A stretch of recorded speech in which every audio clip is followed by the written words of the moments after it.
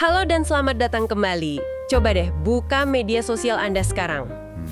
Saya hampir yakin nggak butuh waktu lama buat nemuin foto teman Anda di villa yang sejuk, kafe estetik, atau mungkin di pinggir pantai. Dengan takarir yang khas ya. Nah, itu dia. Takarirnya sederhana. Healing dulu. Kata ini tuh kayak jadi mantra sakti. Jawaban instan buat semua kepenatan. Tapi dari tumpukan materi yang Anda berikan, ada satu pertanyaan yang terus mengusik saya. Apa itu? Apakah semua yang kita sebut healing ini benar-benar menyembuhkan? Atau jangan-jangan ini cuma cara kita yang lebih keren buat lari dari masalah? Pertanyaan itu tepat sekali sasaran, karena di balik fenomena yang kelihatannya positif ini, ada sebuah konsep yang perlu kita waspadai. Namanya avoidance healing. Avoidance healing? Betul. Ini adalah aktivitas-aktivitas yang dari luar kelihatan seperti self-care, merawat diri, memanjakan diri gitu. Oke. Nih, kita akan coba memahami dengan lembut dan tanpa menghakimi mana penyembuhan yang sehat dan mana pelarian yang justru bisa bikin kita makin terjebak. Dan ini semua langsung dari materi yang sudah kita kaji bersama, dengan harapan kita bisa lebih jujur sama diri sendiri tentang apa yang sebenarnya kita butuhin. Oke, untuk memulainya, mari kita bedah fondasinya dulu. Rasanya banyak banget yang bingung antara sekedar bertahan atau yang sering disebut coping dengan benar-benar sembuh atau healing. Apa sih beda mendasarnya? Ini perbedaan yang paling krusial dan sering sekali tertukar. Sumber yang kita punya menjelaskannya dengan sangat jernih. Anggap saja coping itu kayak pertolongan pertama. Pertolongan pertama.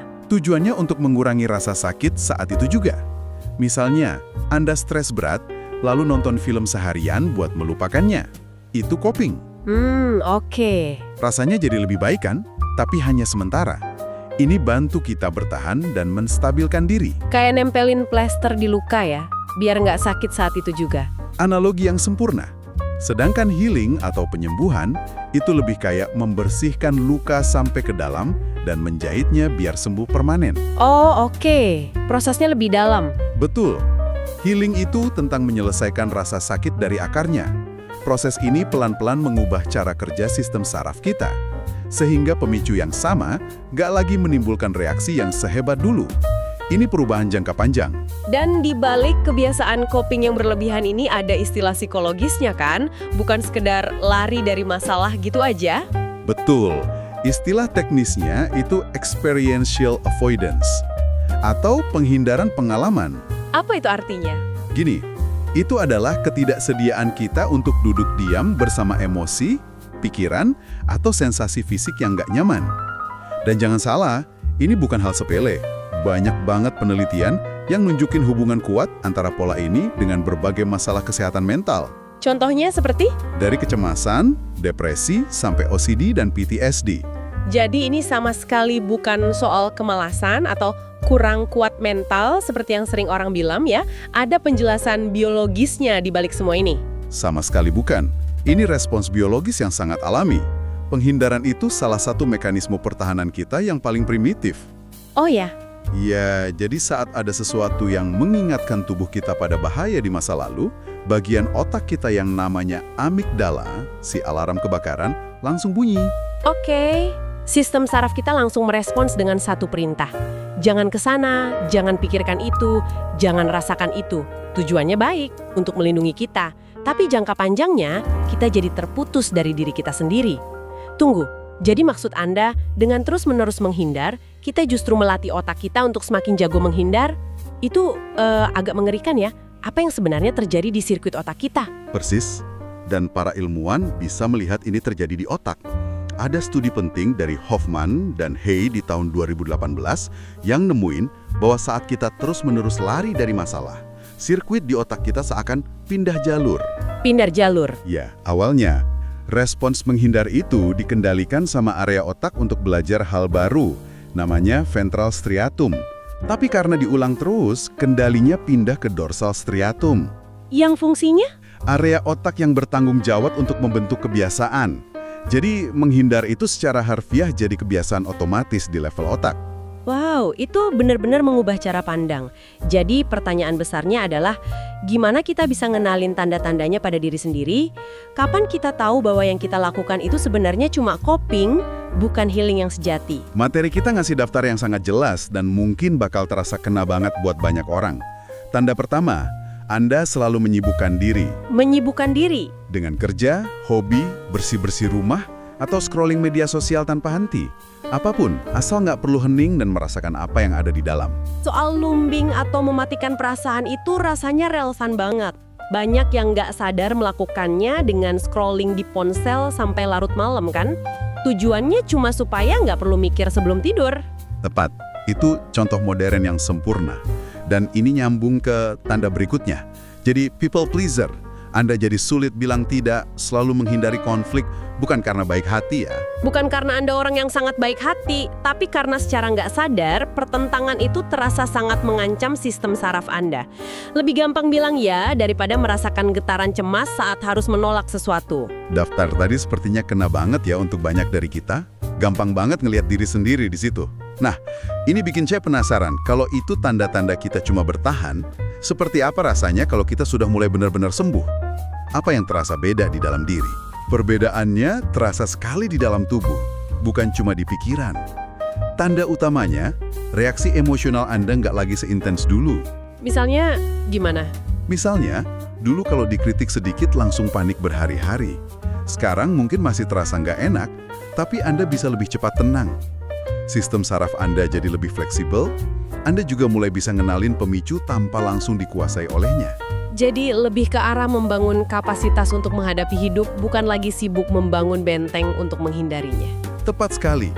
Tanda lainnya adalah istirahat dan keheningan mulai terasa aman, bukan lagi sesuatu yang mengancam. Anda bisa merasakan emosi tanpa harus tenggelam di dalamnya. Oh, itu penting. Penting banget. Misalnya, Anda bisa nangis karena sedih, tapi setelah itu Anda bisa bangkit lagi, nggak hancur berantakan. Dan yang mungkin paling penting, perasaan malu yang sering menyertai trauma pelan-pelan digantikan oleh pemahaman dan ulas asih pada diri sendiri. Ada satu kalimat dari sumber kita yang saya suka banget. Healing itu memperluas kapasitas Anda untuk menjalani hidup, sedangkan penghindaran hanya menyempitkan paparan Anda terhadap rasa sakit, dan sayangnya juga terhadap kebahagiaan.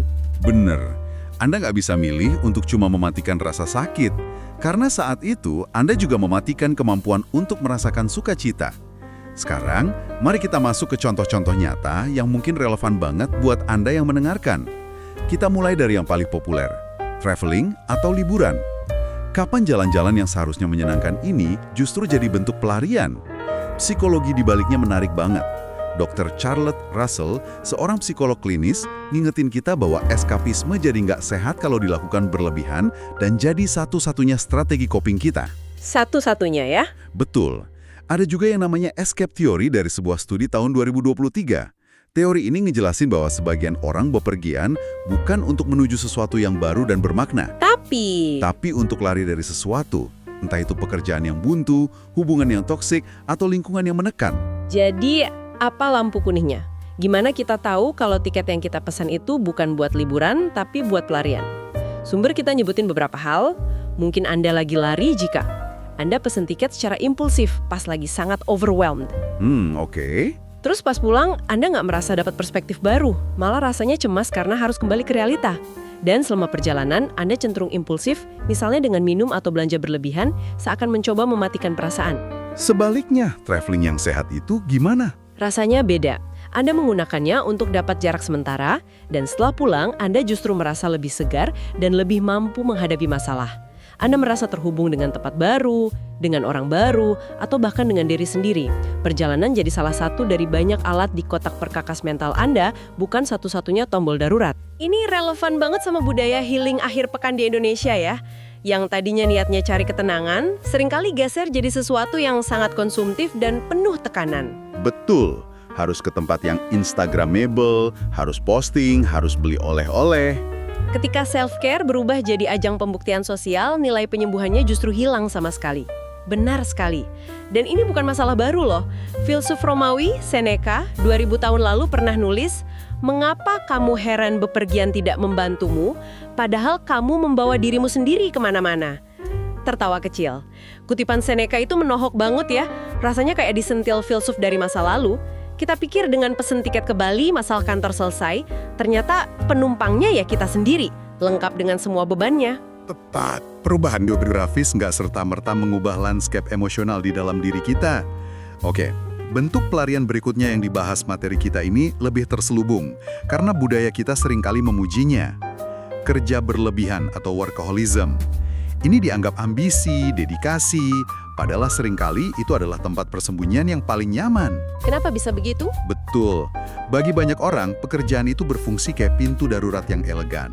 Ini cara yang sangat efisien untuk keluar dari ketidaknyamanan batin. Gimana mekanismenya? Gini, kerja itu nawarin masalah yang konkret buat dipecahkan, target yang jelas, dan metrik kesuksesan yang terukur. Ini jadi tempat berlindung yang aman dari kebisingan internal yang terasa rumit dan gak ada solusinya. Saya ngerti. Tapi bukannya ada argumen bahwa di tengah ekonomi yang sulit, hustle culture itu bukan pilihan, tapi keharusan untuk bertahan hidup. Gimana kita bedain antara dedikasi yang tulus untuk karir dengan pelarian yang nggak sehat? Pertanyaan yang sangat penting. Perbedaannya terletak pada rasa di baliknya. Apakah Anda kerja keras karena Anda merasa terinspirasi, tertantang, dan ada tujuan yang lebih besar? Atau Anda kerja keras karena Anda merasa cemas, kosong, dan gak berharga saat gak produktif? Tanda bahayanya adalah ketika waktu istirahat justru terasa mengancam. saat akhir pekan datang, Anda merasa gelisah, karena saat itulah semua masalah yang belum selesai kembali muncul ke permukaan. dan ada data ilmiah yang mendukung ini kan, bahwa ini bukan sekedar perasaan. Benar. Sebuah studi di Norwegia oleh Andreasen dan kawan-kawan di tahun 2014 nemuin bahwa dorongan kompulsif untuk bekerja, yaitu perasaan harus kerja terus-menerus, berkorelasi positif dengan pola reaksi depresif. Artinya, Artinya, semakin kuat dorongan itu, semakin tinggi pula gejalanya. Di Indonesia, ini diperparah oleh budaya kerja yang kadang nggak sehat. Ekspektasi untuk selalu siaga 247, lembur tanpa bayaran yang dianggap lumrah, semua itu menormalkan pelarian ke dalam pekerjaan. dan fenomena ini juga global. Kita tahu ada istilah karoshi di Jepang, kematian akibat kerja berlebihan. Budaya kerja ekstrim di Korea Selatan juga jadi isu nasional. Ini masalah yang mendunia. Betul. Lalu kita sampai pada bentuk pelarian yang paling modern, paling gampang diakses, dan mungkin paling sering kita lakukan tanpa sadar. Scrolling tanpa henti di ponsel. Atau yang dikenal dengan doom scrolling. Doom scrolling itu saat kita mengonsumsi informasi negatif secara terus-menerus dan berlebihan. Ini bahaya banget karena menciptakan ilusi bahwa kita sedang jadi warga yang terinformasi. Padahal yang kita lakukan adalah meracuni sistem saraf kita. Sebuah studi oleh Reza Syabahang menemukan kaitan kuat antara doom scrolling dengan kecemasan eksistensial, ketidakpercayaan pada dunia, dan perasaan putus asa. Dan ada semacam siklus adiksi di baliknya ya. Rasanya susah banget buat berhenti meskipun kita tahu itu bikin kita merasa buruk. Betul sekali. Sebuah studi di tahun 2021 ngejelasin siklusnya. Rasa cemas mendorong kita buat cari informasi dengan scrolling, harapannya biar kita bisa ngendalin situasi atau merasa lebih siap. Tapi yang terjadi sebaliknya. Tepat. Informasi negatif yang kita temukan justru memperkuat kecemasan itu. Akhirnya terbentuklah lingkaran setan. Cemas, scroll, makin cemas, makin scroll. Itu juga bisa menyebabkan trauma ya. Bisa. Paparan konstan ini bisa menyebabkan apa yang disebut vicarious trauma, yaitu kita ikut merasakan trauma dari peristiwa yang bahkan nggak kita alami secara langsung. Ada data spesifik dari Indonesia yang terus terang bikin saya kaget pas membacanya. Ya, data ini penting banget. Sebuah studi oleh Toibah di tahun 2025 yang meneliti Gen Z di Karawang menemukan bahwa doom scrolling berkontribusi sebesar 75,7% terhadap penurunan kesehatan mental mereka. 75,7%. Angka itu besar sekali. Ini bukan lagi sekedar kebiasaan buruk, tapi faktor dominan yang mempengaruhi kesejahteraan mental generasi muda kita. Sangat signifikan. Oke, ini semua membuka mata. Jadi jika lari dengan traveling, bekerja tanpa henti, dan scrolling tanpa tujuan bukan jawaban yang sebenarnya, lalu apa? Apa yang dibutuhkan untuk penyembuhan sejati, bukan yang palsu? Poin kunci dari semua sumber yang kita kaji adalah ini. Healing yang sejati itu nggak terjadi di otak yang berpikir, tapi di dalam tubuh. Di dalam tubuh, Yah, trauma, stres, Dan emosi yang terpendam itu hidup di dalam tubuh sebagai sensasi fisik. Jadi pemulihannya juga harus terjadi di sana. Membaca buku, bicara dengan teman, atau memahami masalah kita secara intelektual itu penting, tapi nggak akan cukup kalau nggak melibatkan tubuh dan sistem saraf. Artinya, kita perlu pendekatan yang lebih dari sekedar berpikir positif. Jauh lebih dalam dari itu. Ada pendekatan terapi modern yang dirancang khusus untuk ini. Salah satunya yang paling relevan adalah Acceptance and Commitment Therapy, atau ACC. Gimana itu filosofinya? Tujuannya bukan untuk menghilangkan pikiran dan perasaan negatif, tapi justru untuk menerimanya. Menerima. Bukannya kita ingin perasaan buruk itu hilang? Nah, justru disitulah letak jebakannya. Semakin kita berusaha melawan atau menyingkirkan sebuah perasaan, semakin kuat cengkramannya. SAT mengajarkan kita untuk memberi ruang bagi semua emosi, mengamatinya dengan rasa ingin tahu tanpa menghakiminya. Ini memutus siklus penghindaran. Dan itu terbukti efektif? Sangat. Meta-analisis terbaru oleh Zhao dan kawan-kawan di tahun 2025 menunjukkan ACT secara signifikan memperbaiki gejala depresi dan kecemasan. Menarik. Jadi selain menerima, ada juga pendekatan yang justru sebaliknya, mendorong kita untuk menghadapi? Ya, itu adalah exposure therapy. Logikanya sebenarnya sederhana banget. Saat kita takut akan sesuatu, kita cenderung menghindarinya. Jangka pendek ini melegakan, tapi jangka panjang, ketakutan kita justru semakin besar dan dunia kita semakin sempit. Oke. Terapi ini membantu kita menghadapi objek atau situasi yang ditakuti secara bertahap dalam lingkungan yang aman dan terkontrol. Ini adalah antitesis atau kebalikan total dari avoidance healing. Dalam proses penyembuhan ini, ada juga musuh tersembunyi yang perlu diwaspadai kan? Hal-hal yang kedengarannya sangat positif dan spiritual, tapi sebenarnya justru menghambat. Tepat sekali. Yang pertama dan paling umum adalah toxic positivity. Ya. Ini adalah tekanan untuk selalu positif. Kalimat-kalimat kayak bersyukur saja, lihat sisi baiknya, pikir positif, meskipun niatnya baik, seringkali jadi cara untuk menyangkal dan gak memvalidasi emosi nyata yang kita rasakan. Ini adalah penghindaran yang dibungkus dengan senyuman. Dan sepupunya yang lebih spiritual. Saya sering dengar orang bilang, aku melindungi energiku. Yang kadang terasa kayak alasan untuk menghindari interaksi yang sulit. Itu contoh sempurna dari spiritual bypassing. Ini adalah kecenderungan menggunakan keyakinan atau praktek spiritual untuk menghindari emosi yang gak nyaman. Contohnya? Seseorang mungkin bilang, aku sudah ikhlas, atau ini semua bagian dari rencana Tuhan. Padahal di baliknya, ia masih merasa sangat marah, sedih, atau kecewa. Spiritualitas digunakan sebagai tameng untuk nggak merasakan emosi-emosi manusiami tersebut.